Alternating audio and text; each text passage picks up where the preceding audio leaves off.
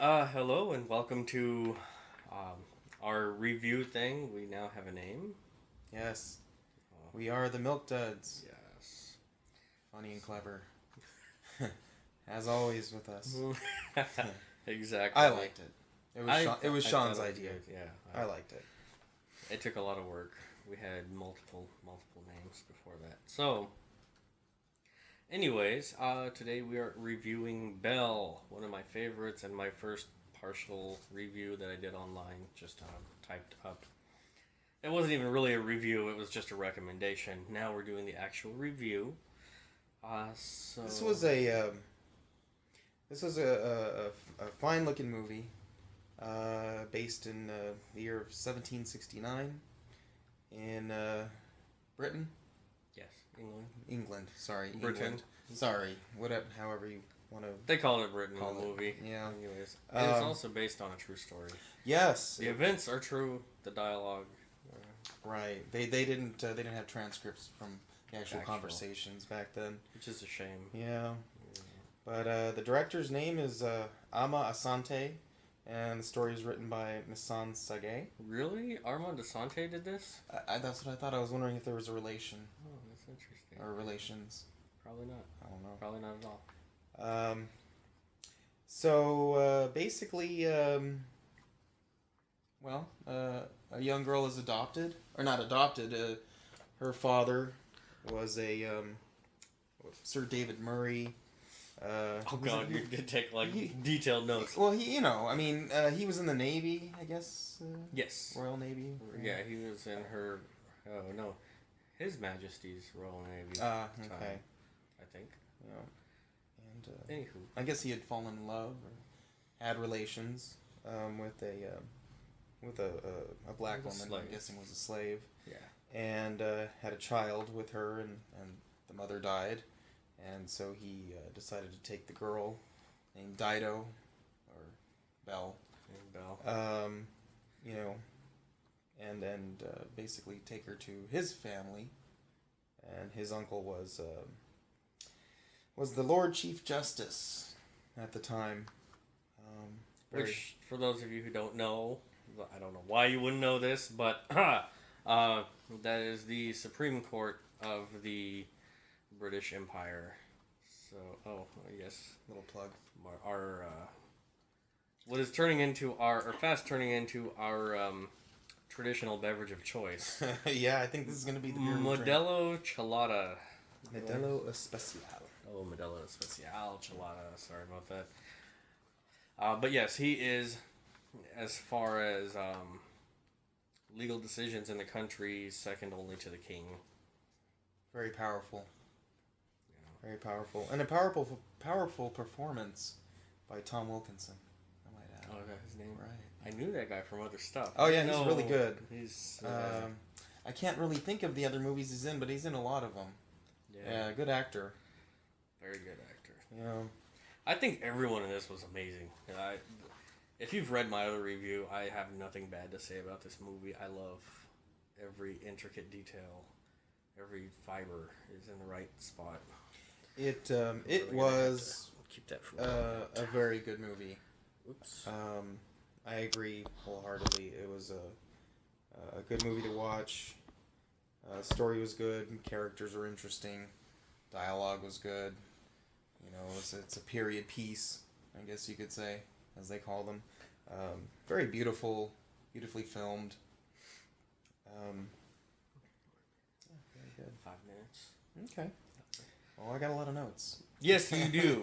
All right. So, let's see. I'm going to jump in real quick if you don't mind. Yes. One of the things I love about this movie, first of all, it is so multifaceted. It's not just a story about slavery or blacks in England or any one particular thing. I mean, it really goes into family dynamic. It goes into just the customs of the time, which I think is very well and very detailed as far as the customs and the traditions and the protocol that they have to endure, and just all sorts of randomness like that. I mean, it goes into every little detail. But what I really noticed was, the family interaction, first of all. And then, of course, the personal and social dynamics with the society as large and everything. But at the same time, I don't feel it ever relied on any one piece to hold it up. Like, it could totally stand alone as a romance movie. Yeah. It could totally stand alone as a black rights movie or women's rights movie, even. Yeah. It has so much to it. I'm just going to touch that. So it did. It did, you're right. And it wasn't a film that's, while it may have been trying to make some sort of statement, it wasn't the kind of movie where, okay, this is what we're pushing for, and here's what our idea is, and here's what we want people to think at the end of the movie. It really was. It dealt with family, race. I don't use that word. I'm sorry. Ethnicity relations. It dealt with etiquette and ethnicality. Ethnicalitisms. Oh, very good. Thank you. And also social standings and things like that. So it really was a very well-rounded movie. It dealt with all of that. Relationships between uncles and nieces or father figures and things like that. And but what I really liked about it is, like you say, it was well-rounded. Nothing was blatant. Nothing was just shoved in your face. I mean, I guess maybe just from the synopsis or whatever, I took it more as, okay, yeah, it's the whole race relation thing, or I believe you said it was called ethnicalitisms. Fragilistic expialidocious. That's the one. But no, it wasn't blatant. It didn't rely on the stereotypes of, like, the beaten slave, and everyone in society was just completely downtrodden. She had hardships. It was almost like she had a disability. Mm-hmm. And throughout the movie, she realized, it's not a disability. Like, what the hell am I doing? Why are people treating me like this? But that goes both for her being a woman and her being black. Mm-hmm. Yeah, so essentially, and it was, it had sadness to it, happiness to it. It was, so the young girl grows up with her cousin Elizabeth, and who of course is white, Anglo, white, and of course they're very close, so Belle or Dido receives news that her father dies. So sad news. Not only losing her father, but she barely knew the guy. By the way, spoiler alerts. Sorry. Oh, right. I mean, it happens early on. But, yeah, still. But, so she becomes an heir to his money and... Heiress, sorry. Women get the S. Right. Because women got the S. Well, I don't know what word I could... attached to that S, but... Sorry, by the way, if you haven't noticed, we drink during and after every movie. Yeah. And last time it was very, very late. You may notice the sun still up today. Right, it's a daytime review here. Yeah. We put this off long enough. So that happens, and so, at some point, they have some guests come, another family with two sons, and... the one is interested in Dido, and I guess the other one is interested in Elizabeth, or claims to be. And so there's that whole thing, of course, because they're always trying to marry somebody who's wealthy and has land, and, that improves their social standing, so that was very important to them. They were a very, extremely rich family. Yeah. But you know what, and I don't mean to interrupt, but you know what I thought was really interesting about that? Because, first of all, I kind of just thought they were both a-holes. Yeah. But at the same time, after that, like, the first time I watched it, I'm like, I just really want these guys to get decked. Both of them. But, after watching it now, I was thinking about it, and I'm like, well, I guess with the understanding of the timing. Yeah. like, because it is a period piece and the way people thought back then, you know, I could totally see someone saying, well, obviously that has to be, there's a good side and a bad side, and that's the one taking over or whatever, or excusing because she's half white, you know, excusing the black half. But, Well, he's sort of like a liberal-minded person who has all these, you know, illusions of being somebody who's for the people and for this group and this and that, but is really just simply tolerating it or overlooking certain things because he feels that he should, I guess, and not necessarily truly believing and really not even caring about the fact that whether she's white or black or half and half or whatever the case is. I mean, I think he did care about her, but he even said it, you know, at some point in the movie that he overlooked his mom's, her mom's, basically, you know, her flaws because she was simply black. And he didn't, it wasn't that he didn't care about it, he just kind of overlooked it. I don't care, I still want to marry you, or I want to be engaged to you, and I overlooked the fact that, you know, you're half flawed.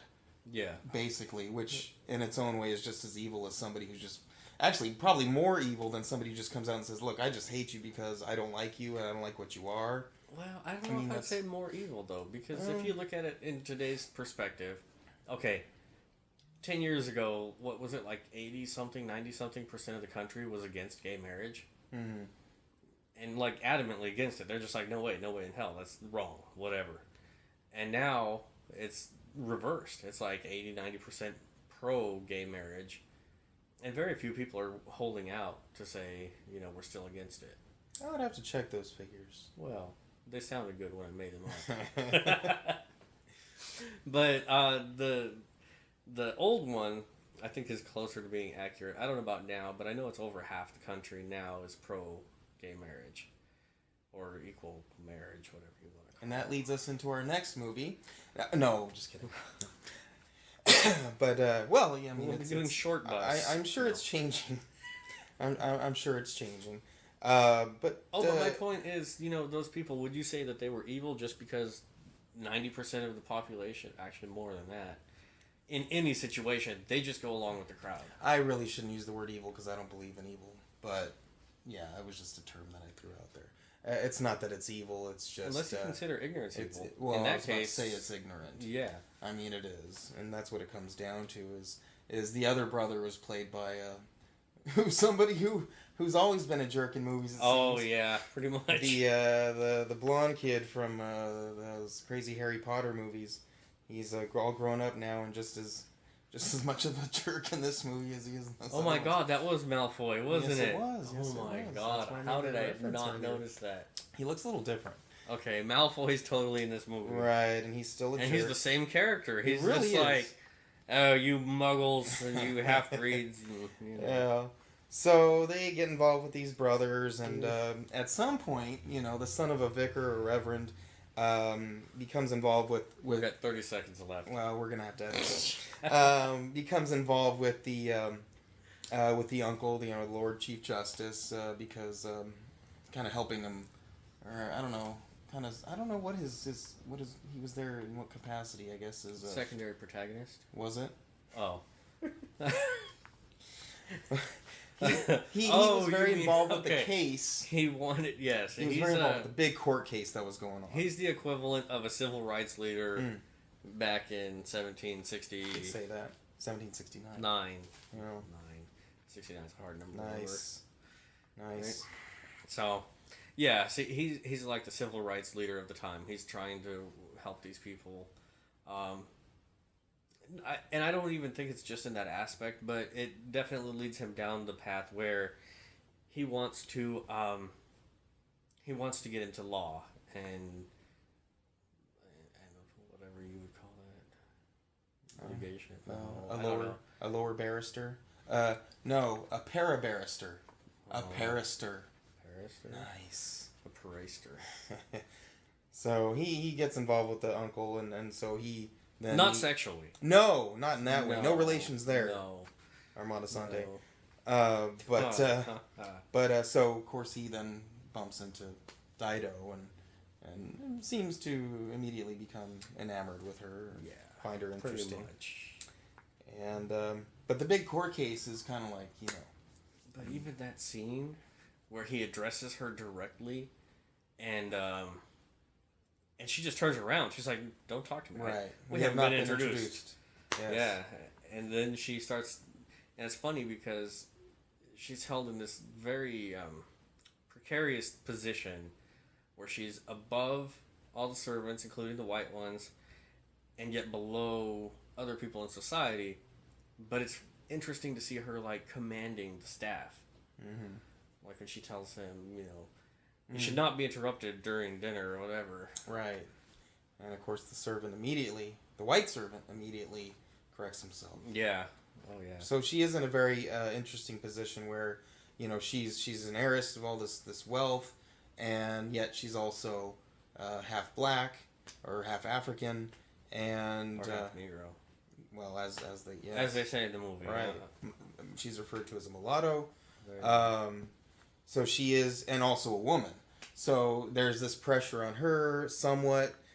Not that she has to marry because she has wealth already, and that's usually the reason for marriage. She doesn't have to marry necessarily, but then again, there is still kind of that expectation that well, you need to find a man, you need to be married. Then again, you have all this power. Then again, you don't. Like you said, she almost in a way has a disability because she's kept protected in a way.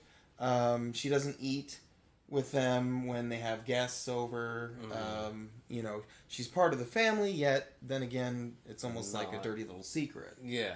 So I'm sure it's a sad position to be in. Definitely. And there's even a scene where she's walking through her own hallway in her own home, looking at all the portraits of the family members, and there's always this, this black character in the background, a slave character, and sort of in the background, down, just like a always servant. beneath Help. the royalty, I guess you can say, and she begins to try to beat her skin off. It's very dramatic. It was dramatic. Yeah. This movie, okay, if you watched our review of Tusk, I apologize if you did. This is the exact opposite of that movie. Yeah. The dialogue. Okay, one of the first things I wrote somewhere here. Oh yeah. So the dialogue to me is almost rhythmic. It's like a poem the whole way through. And there are so many great lines in this. Like I don't even want to quote them because I'll mess them up. Watch the movie and listen to them. But I mean, so many things, the way they're stated, they're so eloquent, and I don't know if that's part of it. Maybe I'm just a sucker for eloquence, almost Shakespearean type. But without being too overdone and in a way somewhat boring. This was more like a lot of proper speaking and great dialogue, a lot of great interaction with the characters. The actors delivered the lines perfectly. It was a great movie. I'm glad you feel that way. I mean, I enjoyed it. It was a good movie to watch. I would even watch it again. Maybe with somebody that hadn't watched it. Perhaps it may not be a movie I'd pop in if I was bored, maybe. But I would definitely watch it again. Oh yeah, I know I would because this is my second time, so I have. Right. But I would watch it again. I would watch it alone. It's a bit heavy. Like you said, it's nothing you just pop in to pass the time. Right. But it's like, you know what? I need a good kind of feel good I don't know if you'd say triumphant. In a way, yeah. It's in its own way. I mean, had they continued, I think it was 3 years after this movie ended is when they abolished slavery or something like that. So they could have continued just a little bit longer, and it would have been this like huge triumphant movie. I mean, they could have made it some epic film of like 3 hours, but I'm glad that they didn't because, this was, I don't even know how long the movie was, which is probably a good thing because I wasn't thinking that it was extra long. I was waiting for it to end. I think it was a perfect length for the story that it was dealing with. It actually felt shorter to me this time. Did it? Yeah, it almost felt like too short. Like I could have used another hour or two. Well, I don't know if he makes any albums anymore, but I'll go to Tower Records tomorrow. Too short? Yeah. Yeah. But so and then there's this in a lot of romantic movies there's two sort of male suitors, I guess you can say. Princess. Yeah, a prince, so to speak. Just go ahead now. Okay. Who doesn't love the Spin Doctors? I don't know. I only know two of their songs. Who doesn't love those two songs? But so there's the rich guy who's trying to court Dido, the guy whose brother's Jerky Malfoy. Yeah. And then there's the guy that's helping the uncle, the Lord Chief Justice. This guy's Sam Reid plays his Mr. Davinier. Davinier. Yeah. And I also thought it was interesting. Everyone pronounces his name differently. She calls Yes. him Davinier. Right. He calls her Davinier. I'm guessing he calls her Davinier. it's French. It must be French. Yeah. And I noticed that because I actually was spelling it incorrectly almost on purpose in the beginning in my notes as Davinier or Davinier because it did almost sound like they were saying that. Well, I spelled it like this, but I think this is probably an E here though. Oh yeah. Davinier. Okay. And then I changed it again because people were saying it differently. Yeah. And that just goes to show how people suck. don't respect other people's culture and don't pronounce their names correctly, like French people in Louisiana who say their name with an ER as at the end. That's a little. Like my name is Boucher. Yeah, exactly. Yeah, I'm Bouchier. Bouchier. Right. No, you're Bouchier. Bouchier. I'm sorry. Yeah. Not to. Bash on the French. The court case is actually the big important part of the movie because the Lord Chief Justice has been called on, like the Supreme Court. Once again, spoiler alert, because we're going to. Well, we're not gonna reveal the decision, but granted, the decision's been out there for and you can do your own 250 research. years, but But this court case is based on a slave ship, a cargo ship, called the Zong of all names, awesome, who. The owners of the ship, or what I don't know what you call them. I don't know what you call that. Seamen? It's the seamen. I don't know. That's how they refer to them in the movies. They're running all over the place. Yeah. They drilling down the side. They insist. They're filing an insurance claim basically with the insurance company for lost cargo, which was human cargo, which were slaves. They claimed that they had to dump the slaves off, which was done, I'm not going to say quite often, but I'm sure more than once back then, to either save the ship or save the crew or whatever the case was. So their defense was that... Or even quell uprisings. You You just want to calm people down. You're like, okay, look. Disease and whatnot. Anything that's, dangerous to the livelihood of the ship and the crew. Dangerous to the pocketbook. Right, and that's what it came down to. Yeah. So he was called upon to make a decision on this case and determine whether or not the captain of the ship made a wise decision in dumping the slaves off the ship to save the rest of the crew because they were short on water. And so they were filing a claim with the insurance company because the slaves were insured. Mm-hmm. So he was supposed to determine whether or not the captain made a good decision on that. Yeah. And you'll see that if you watch the movie. When you watch the movie. When you watch you are legally obligated after watching this to watch the movie. Less away from the specifics of giving you the whole movie. Sorry. Oh, no. I know, I'm just that kidding. Was it but, okay, the emotion, I think, is completely palpable in this at every step. If it's the love of the father-uncle, he's the father figure. No, grandfather, right? Wasn't that his son? That was his nephew. Oh, nephew. Okay. Yeah. So, yeah, his nephew, taking care of Dido, like, his love for her, his protection of her, everything felt real. I mean, the love of the sister-cousin was real. The look in their eyes, the tone in their voice, their body movements, everything lended credibility to what they were saying. So it was excellent writing and excellent delivery every step of the way. Like I said in my other review, I think the set was perfect. Yeah. I mean, it's so it's like a huge blockbuster that no one's ever heard of. Right. Well, I kept imagining, so they're going into these old-fashioned looking buildings, and the streets are still in dirt streets, and all I could think of was, how did they do that? Are those actual buildings that do exist? Did they build this set? Facades or something? Did they cover the roads with dirt? I mean, how did they? It was a perfect. If you like period pieces and those kind of masterpieces, this was it was worthy on all levels. Writing, direction, editing.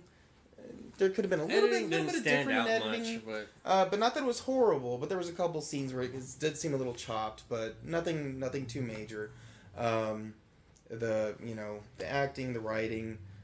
So like you said, the delivery of the lines was perfect, and the relationship between the Dido and Elizabeth was, you could tell they were close. They loved each other, but they also did still have that struggle against each other because they were different, and Dido was getting this attention from somebody who was worthy in their eyes, and she wasn't, and it was just totally. Well, actually, he wasn't worthy because he wasn't the older son, right.